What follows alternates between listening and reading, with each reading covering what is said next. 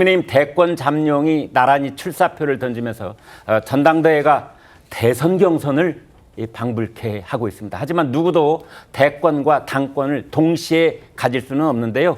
대선 때가 되면 당권을 버릴 것이냐, 이 문제가 핵심 쟁점이 될 것입니다. 이 질문에 세 사람은 뭐라고 답했을까요? 듣고 오겠습니다. 지금 당이 너무 어렵고 당은 정말 절체절명의 위기라고 생각을 합니다. 그래서 저 나경원은 대선에 출마하지 않기로 했습니다. 좀 꿈을 크게 가지셔야 될 것 같아요. 나 대표님은 누군가가 1년이 지난 시점에서 상대당을 확실히 이길 수 있는 정도로 신망을 받고 국민의 신뢰를 받는다면 그분 대선 나와야 됩니다. 우리 당의 상황을 보면 몇 달 뒤도 불안한 상황입니다. 2년 뒤, 3년 뒤의 문제는 그때는 국민들께서 어떻게 불러주시냐에 따라서 생각할 문제입니다. 네, 송 의원께요.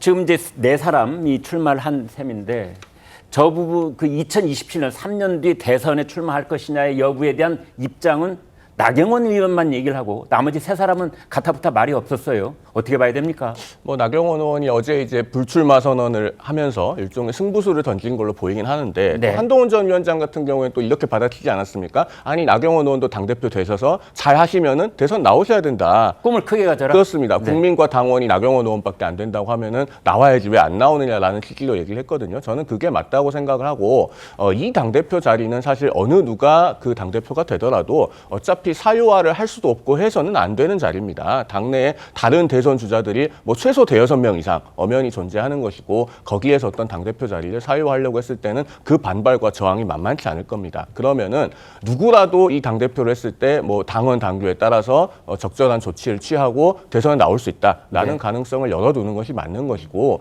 나경원 의원도 만약에 당대표가 되셔서 잘 하시면은 국민의 호명이 있을 거고 그때 되면은 전 또 생각이 달라질 것이다라는 생각도 해봅니다. 네. 장윤주 변호사께요. 네. 이제 이 중에서 지난 그 대선 때 8강에 들었던 사람은 원희룡 장관밖에 없잖아요. 그렇죠. 그러니까 저분은 이제 대선에 출마한다 안 한다 말을 더 많이 할 수 있을 것 같은데 네. 이번에 말을 아꼈어요. 그렇죠. 일단 아무래도 이제 국민의힘 그 당원 당규상 사실 이번에 당대표가 된다라고 한다면 다음 대권에 도전하기 위해서는 내년 9월이면 당대표를 사퇴해야 된다라고 하더라고요. 네. 그렇기 때문에 그런 부분들이 아마 당대표 선출에서 불리하게 작용할 수 있지 않겠냐라는 일각의 분석도 있는 것 같습니다. 그렇기 때문에 원희룡 전 장관으로서는 그런 부분에 대해서는 약간은 어느 정도 거리를 둔 것으로 봐야 될 것 같은데요. 그래도 이제 대선 출마의 가능성 여지는 당연히 남겨둔 것으로 봐야겠습니다. 그런데 저는 또 한편으로는 사실 민주당의 또 이재명 대표를 본다면 야당의 대표이면서 또 유력한 야당의 당권, 그 대권 주자이잖아요. 그렇기 때문에 국민의힘에서도 사실 대권 주자급이 당대표가 되는 것을 지지자들이 원할 수도 있겠다라는 또 역발상이 듭니다. 예. 그렇다면 반드시 대권에 나온다. 그래서 당대표를 일찍 사퇴해야 된다라는 것이 이번 전당대회에 무조건 불리할 것 같다라는 생각은 들지 않고요. 오히려 힘 있는 당대표라고 또 여겨질 수 있기 때문에 지지자들께서는 오히려 대권 주자를 원할 수도 있지 않을까라는 생각도 듭니다. 네. 최 국장님. 네. 흔히 우리 당권, 대권 얘기하는데 이건 반드시 분리해야 됩니까? 아니면 불가분의 관계에 있는 겁니까?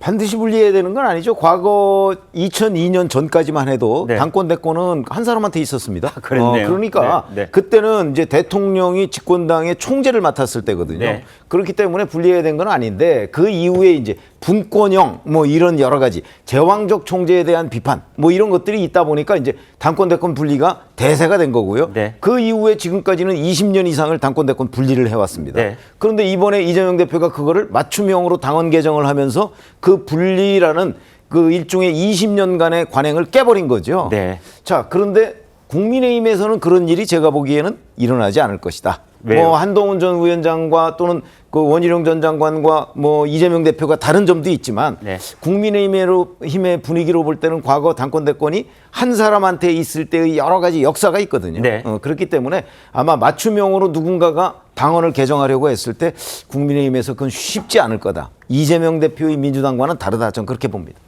오늘이 6월 23일, 전당대회 7월 23일 딱 한 달 남았습니다. 김상일 대변인께요. 7월 23일 이제 당대표를 뽑는 투표를 하는데 투표 한 번만에 끝났습니까? 한 번 더 해야 됩니까? 저는 한 번만에 끝날 것으로 보입니다. 결선 투표 없이? 네, 없이. 예. 뭐 아주 근소한 차이로 50%를 저는 넘을 거라고 저는 보는데요. 그 이유는 기존에 한동훈 비대위원장이 전 비대위원장이 총선 패배 이후에 네. 갑자기 지지율이 올라갑니다. 아, 예. 그건 무슨 얘기냐? 한동훈 비대위원장도 얘기했지만 국민의힘의 당원들과 지지층이 위기가 극복되는 게 아니라 네. 심화가 되고 있다고 느끼는 겁니다.